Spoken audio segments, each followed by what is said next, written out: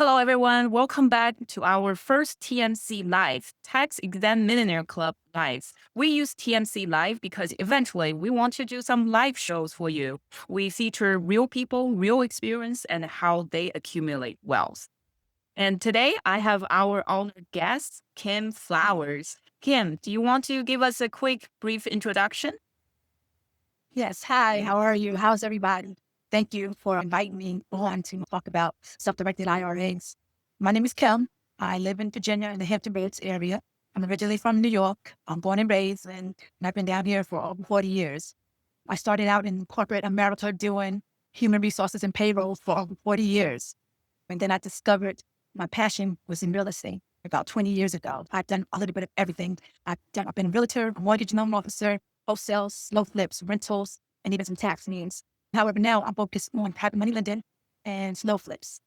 Private money lending through my self-directed IRA has been phenomenal. It's the simplest, most reliable path that I found for financial freedom. And it's definitely more fun and less stressful than those HR meetings I had and dealing with payroll. You're in check. Yes.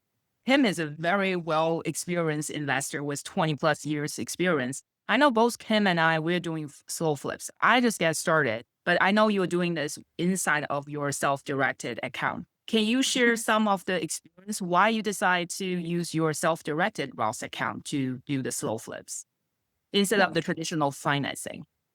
Yes. A self-directed IRA, it lets you use your retirement dollars to invest in real estate, but not just real estate. With the self-directed IRA, you can do a whole bunch of different things, not traditional, like oil, gas, crypto, private business, precious metals, farmlands, and even cows. I'm some addicted cows, but I do it for real estate. And the good thing is that you don't have to worry. There's no banks, there's no credit checks, there's no loan approvals.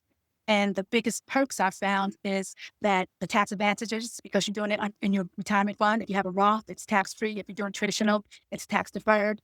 You have more control. So you control over something that I know about versus just the Wall Street and faster deals. So instead of waiting on traditional financing, you can move like a cash buyer and grow your retirement in real estate and not just with the stock market. That's great. Especially the Roth. I'm a big advocate about self-directed Roth IRA, Roth solo 401k, Roth 401k. Yes. It's the tax consequences can be huge, especially over number of years. We all do slow flips. If you could just give us a real example, how from the purchase to exit from that slow flip, can you just give us typical slow flip workflow using your self-directed IRA, of course? Yes. The slow flip process is pretty simple. First, I find a livable as is property under $40,000. Then my real estate attorney or title company, they handle the title search and closing. And once everything checks out, they send me the documents, I review the documents, and then I pull myself to make an IRA. Hello, this is Kim. And they wire the funds to their attorney, and then we close. And usually it's virtually because I do purchase outside of Virginia, mainly in the Midwest right now. And then I get the keys, I get a lockbox on there, and I start marketing to my tenant buyers as rent to own. They move in and start paying, and then I just repeat the process. It's affordable housing for them and steady passive income for me. Definitely. One thing is about having them to pay directly to your self-direct account, either Right. Roth or traditional IRA. That's just super important. Mm. I think tax is one of the biggest advantage. Do you have any other point about using the self-direct Roth IRA for this kind of deals compared to other traditional bank or PML or hard money loans? I like using my self-directed IRA because there's no underwriting process and there's no fear of denial. I'm in control. I'm the bank. If I don't want to do the deal, I don't do the deal. That's why I like doing it through my self-directed IRA and the tax advantages, of course. Definitely. It's about the speed and efficiency, right? If you like it using this self-direct IRA, you can fund it. If in any after the D, you say, okay, I don't want to do the cash buy using my self-directed Roth or self-directed account, you don't have to. Instead of going through the whole 9 yard, you were a loan Right. officer, so you know how difficult all the Yes. paperwork back and forth. Oh, where's this 20,000? Where did this transaction come from? So using some real examples, can you elaborate a little bit about using self-direct traditional account versus self-directed Roth accounts? Yeah. think of the self-directed IRAs like planting seeds. With the traditional, you plant them now and you don't pay any taxes up front. But when it's time to harvest, you owe taxes on the whole crop. With a Roth, you pay the taxes on the seed prior to you planted them. But when the harvest comes, it's all yours tax free. So both of them grow, but it just depends on whether you want to pay the taxes now or you want to pay later. Everyone's tax situation is different. Definitely. One is pay the tax on the seed, one is pay the tax of the whole entire crop. And it really depends on the tax rate when you start distributing money from your retirement accounts. I know you have several slow flips within your self-directed account. Can you give us some example, one of the toughest situation for your slow flip so people can learn from it, right? Not everything is all sunshine. Yeah. Yes.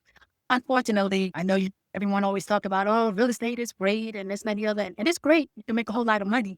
But trust me, it's still work. It's still, especially when you are doing slow flips. And slow flips, you're pretty active in that until you get situated with a tenant buyer that's going to be there for the long haul. But you don't have to worry about the maintenance of the property. So that's the good thing about the slow flips.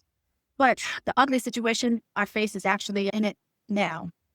I'm in the middle of eviction. No one likes evictions. It was my second property. I filled it pretty fast. I filled it within about 2 weeks from me purchasing it. So I was like, oh, wow, this is great. Good husband and wife and everything. The slow flips original model is pretty much first come, first serve. If they come with the down payment, that's for doing their screening or verification. And so that's what I followed, that model. However, here I am 4 months later, no payments, broken promises, and even a signed termination agreement that they refuse to honor. So what I've learned is to start the process right away if they're not performing, have a clear screening criteria before they even get there. And most importantly is to balance compassion with boundaries. You have to have a heart in this, and that's the purpose of trying to offer affordable housing. However, it's a business, and we have to have controls to protect the business. Definitely. Sometimes things are not always go with what we plan, right? So I'm managing some of the properties. I can definitely relate to that. So looking forward, I know you use self-directed Roth account or traditional account. What's your plan in long term? Are you mixing with regular PML or regular banking financing versus what you have for your self-directed account? What's your long-term goal? Slow flips are definitely a part of my retirement plan. And I do plan, since I am in the slow flip, I'm looking more at trying to get private money lending for myself. So that way I don't have to use my self-directed IRA for that. Because with my self-directed IRA, I really planning to get more into private money lending as well. So that way with the slow flips, it's a 30-year plan. That's the motto. So that's a monthly income for 30 years, which that's generational wealth to my family, because I'm in retirement stage now. So I can see still doing still in my real estate for a few more years, but I'm ready to pass it on. So that's where the slow flip will definitely help out with that. And then the private money lending on my part is something to grow my wealth as well. So what you have, the number of slow flip, you will stay as is. For additional money, you will just pull that out as a private money lending for other people, such as other slow flippers, right? Correct. Because that's how I started. I started out using my self-directed IRA as private money lending for the slow flip people. And then I decided to start buying slow flips, and I was using my self-directed IRA for that as well. That's great. Consistency is always the key, right? And then Yes. getting started is always the most difficult part. But once you have the momentum, once you have the money in your self-direct Roth account or traditional account, if you buy 4 this year and next year, say 4 or 6, and then just keep it rolling. Rolling. That's If you want to do the private money lending, then there's another screening process, right? Who you want to lend the money to and how you do your own due diligence. Make sure you don't lend to a headache person yes. down the road. Yes. With real estate and with any type of investment, you have to do your own due diligence. And no matter how easy they try and say it is or how successful somebody may be, you still have to do your due diligence and check everything out, check the bottom line, because it's your money. So it's your money, your responsibility is how I see it. I think we are in this topic of private money lending and you're very experienced. Do you have something to share to our audience? What you looking for? Any lessons you learned while doing that? I get talking about the private money lending. When I get into that is a lot of people are, and I get a lot of skepticism about that. People thinking it's like a multi-level marketing, or if it's like a pyramid, or if I bring people in. The thing about private money lending, I talk to a lot of people about it. A lot of people are still not educated about it as far as how powerful it is. I advertise, as you can see. I don't know if you can see my Earn shirt. 12% interest. Yeah. So I'm always talking about investing and how to make your money grow instead of just being in the bank, or even just sitting in your retirement fund earning 9% interest, where you can get 12%. That's 3 or 4% interest better. The CDs are what, 3 or 4%. So with private money lending, especially with real estate, you get a double-digit returns, which is so much powerful with it, especially when you're trying to make that retirement fund grow. Even if you just have your own money, why sit at the bank? Become the bank. That's basically what you do when you become a private money lender. And then when you lend it in real estate, you get a mortgage or deed of trust, you get a promissory note, you get title insurance, and you also get property insurance. And it's all secured by real estate. So if something should happen, if I should stop paying, the investor should stop paying, you get a property, an asset, a tangible asset that you can take control of and sell it and get more money than what you actually lent for it. So that's one of the safest assets that you can really invest in, and it's passive. You sit home, and at the beginning of the month, I get my checks in the mail. I'm still private money lending. So that is the easiest way if you want to get into real estate and not have to worry about the tenants, the trolleys, and the termites. So Definitely. The people call it mailbox money, right? As long as it's the right people to lend to. So yeah. without any mistake, or you Oh don't want yeah. with foreclosure and chasing other people to pay you whatever they supposed to pay you. Oh, definitely. Yes. That's great. I know, Kim, you have a lot of experience utilizing the self-directed IRA account. You own several slow flips, and you also doing private money lending. If any people want to reach out and know anything in more detail about your experience, how could people reach out to you? A phone call away. They can reach me on my cell phone, which is 757-204-1443. I'm still old school, so I haven't gotten to the websites and all that yet. But yes, give me a call and we can touch base. We can set up a time and talk more about what their goals are and how I can maybe help them meet them. Because, like I said, the private money lending is definitely very good for the young, old, and retired. So, Definitely. We'll include Kim's phone number in our description. Anytime if you have either questions or you just want to take Kim's brain, saying, "Hey, I know you are very experienced. Can you share some insight with me?" Just like what she said, she's just a phone call away. So just try to reach out to her and see if anything you could help her or she can help you.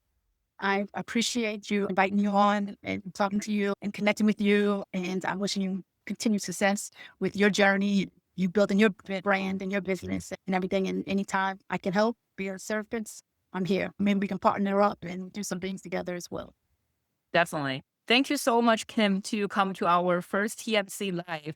It's a lot Yes. of things to learn. It's always good to learn from real people, real experience, and we are building the real wealth. I Okay. will see you. I will see you next time when we have the TMC live. Thank you, Kim, Okay. for coming up.